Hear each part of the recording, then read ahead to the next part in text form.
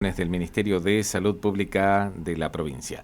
Es el licenciado Nicolás Aranda, en un contexto en el cual, creo, todos pusimos a la salud mental como una cuestión de importancia, sobre todo porque se habló de, primero, lo que fue el tiempo de esa cuarentena estricta, donde no podíamos salir, donde habíamos quedado encerrados en la casa. Después con todo lo que derivó del COVID, de aquellos que pasaron por una situación complicada a partir del COVID, los que perdieron a seres queridos por el COVID, familiares, amigos, parejas, etcétera. Entonces ahí nos empezamos a preguntar todos, ¿cuál es el contexto de atención de salud mental que tiene el Estado misionero para los misioneros? ¿Qué desafío tiene sobre todo Nicolás Aranda en este nuevo cargo? Licenciado Aranda, buen día. Somos Silvia y Laureano. ¿Cómo está?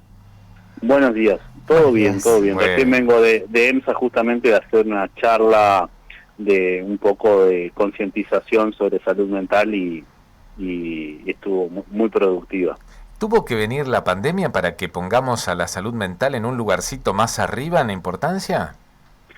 Yo creo que en lo que tiene que ver con la sociedad se instaló y bueno, también creo que las generaciones más jóvenes tienen una mayor conciencia de la importancia de la salud mental, pero yo creo que como decías un poco, en que la pandemia lo que generó es que sea algo de lo que se empieza a hablar a nivel de la sociedad, digamos. Después, desde lo que tiene que ver con el Estado, bueno, ya nuestra ley de salud mental cumple pronto sus 11 años, así que bueno, es algo en lo que se viene trabajando hace bastante tiempo, por ahí con ciertos vaivenes dependiendo de la gestión nacional, digamos, la prioridad que se le da, pero que se viene trabajando en un cambio de paradigma ya hace una década por lo menos. Ajá. ¿Qué espacios tienen en la provincia en esta área? Bueno, en lo que tiene que ver, o sea, lo que hacemos desde la dirección es coordinar el trabajo que se hace. Por un lado, desde lo que tiene que ver con los hospitales, ¿sí? Acá en la ciudad de Posadas tenemos el Hospital Carrillo, que es el más conocido, digamos, que es un hospital especializado y de referencia en salud mental. Pero después tenemos en el Hospital Madariaga, en el Hospital Materno, en el Hospital Pediátrico, en Favaloro y en Fátima tenemos equipos de salud mental, algunos ya constituidos como servicio de salud mental, con guardia pasiva, y después tenemos otros que están en proceso de conformación como servicio, pero que el equipo viene ya trabajando hace un buen tiempo y que brinda asistencia a la comunidad. Eso en la parte asistencial, digamos, hospitalaria. En el interior tenemos en distintas localidades equipos de salud, servicios de salud mental, espacios de internación transitoria también en hospitales generales, como lo establece la ley.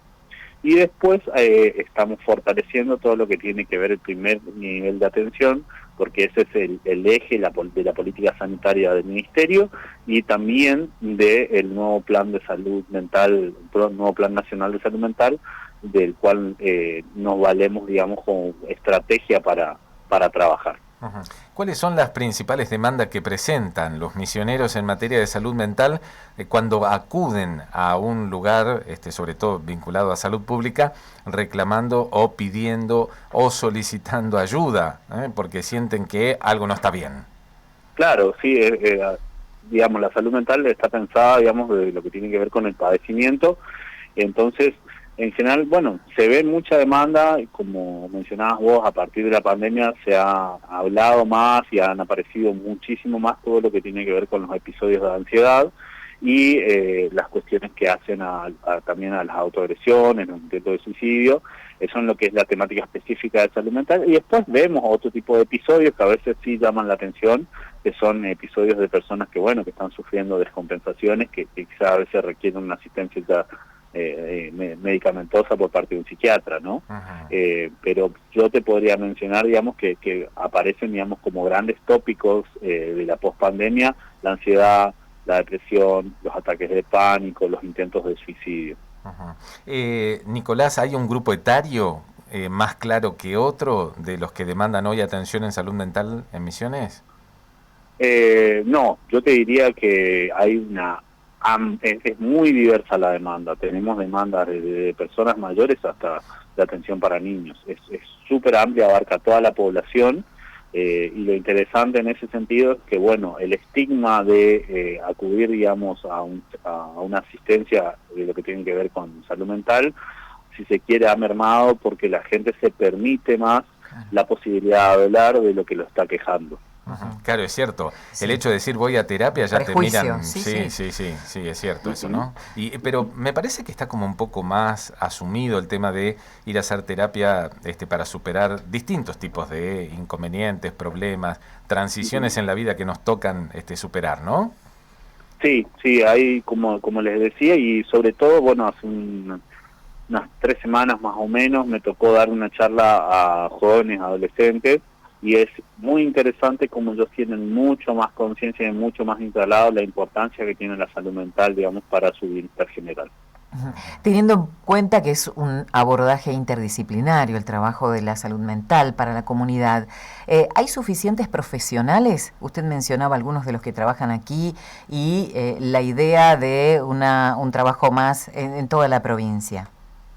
Bueno, en lo que tiene que ver con la parte como les decía, de hospitales, yo creo que contamos con el personal adecuado. Por ahí hay especialidades puntuales que son recursos escasos, pero te diría escasos a nivel país, que es algo que se debe pensar como una política, digamos, que deben pensar todos los argentinos para empezar a formar profesionales especializados en ciertas temáticas. Me refiero a cuestiones que tienen que ver, por ejemplo, con la psiquiatría infanto-juvenil, que realmente son especialidades, digamos, muy escasas en recursos, que es una problemática que aqueja a todos los argentinos, te diría.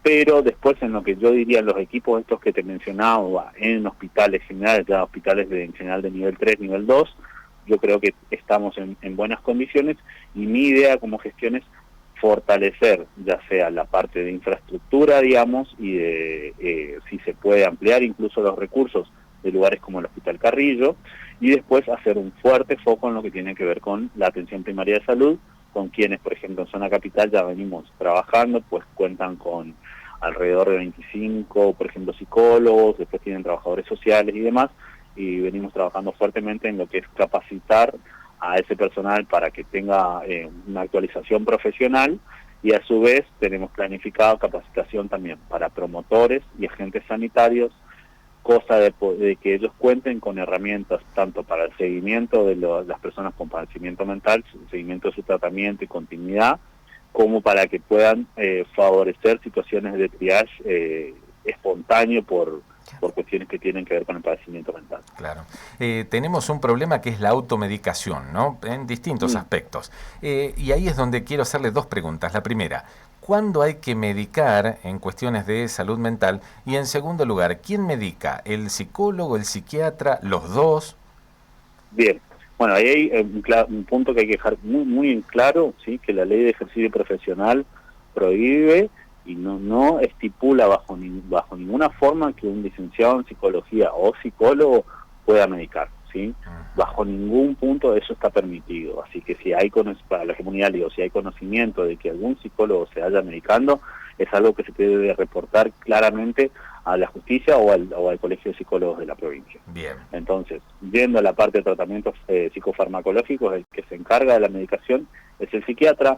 Muchas veces por ahí lo que sucede, en mi experiencia lo he visto, es que hay ciertos médicos clínicos o cardiólogos que recetan cierta medicación psicofarmacológica, como son, por ejemplo, los ansiolíticos, el conocido Rivotril, o sea, el diazepam, etcétera, que bueno, que ellos lo consideran dentro de los esquemas que dan de tratamiento, y que bueno, que eso es una charla y que hay que trabajar, digamos, a ver, digamos, cuál es la finalidad, y siempre estar atento, digamos, y tiene que estar monitoreado, digamos, el uso de esos psicofármacos.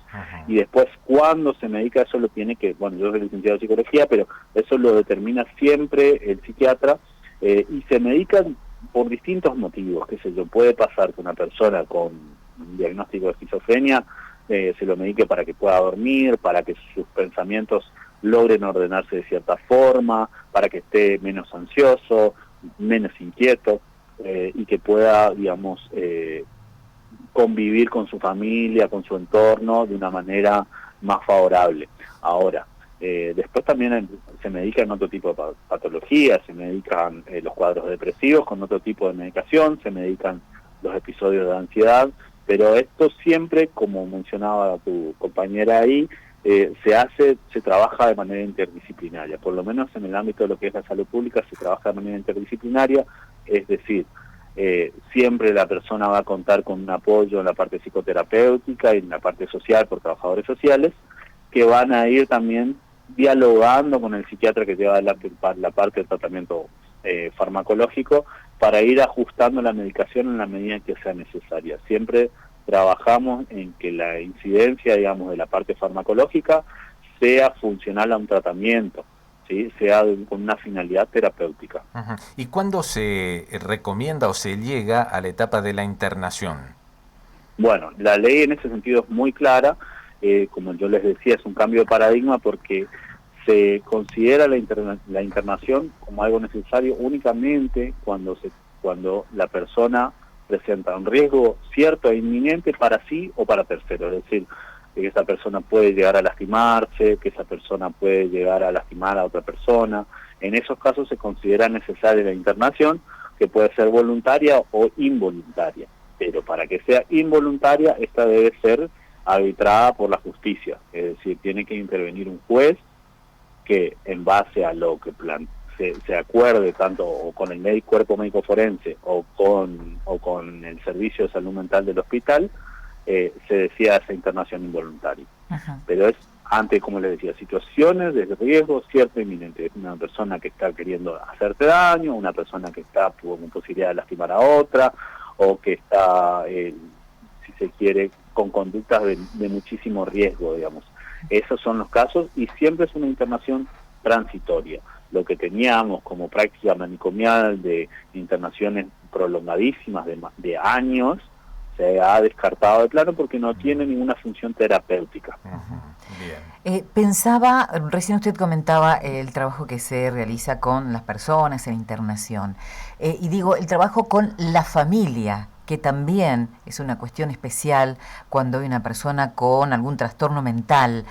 ¿Se trabaja de una manera, se asesora? Porque imagino que lo ideal sería que esté con su familia contenida, pero las familias por ahí no estamos preparadas para convivir con una persona con trastornos mentales.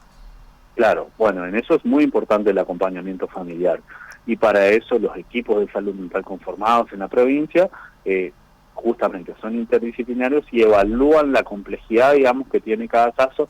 Y, por ejemplo, en el Servicio de Salud Mental del Dorado se hacía un grupo de apoyo para familiares coordinado por una psicóloga y una técnica en psicología social. Uh-huh. Entonces, hay un acompañamiento y muchas veces incluso, a veces se sugiere, bueno, que tengan una consulta con alguno de los profesionales del equipo, o se hacen entrevistas por separado con los familiares, en donde se trabaja un poco qué inquietudes ellos tienen, porque como vos decís, nadie te prepara, digamos, a veces para afrontar este tipo de situaciones, y es importante el acompañamiento y la concientización. Sí. Por eso también agradezco este espacio de difusión, porque es importante empezar a concientizar y empezar a cambiar la imagen que tenemos de la persona con padecimiento mental. Totalmente. La última, y hablando sobre todo del tema de adolescentes, de los jóvenes, veníamos en una etapa bastante preocupados por toda una seguidilla de suicidios.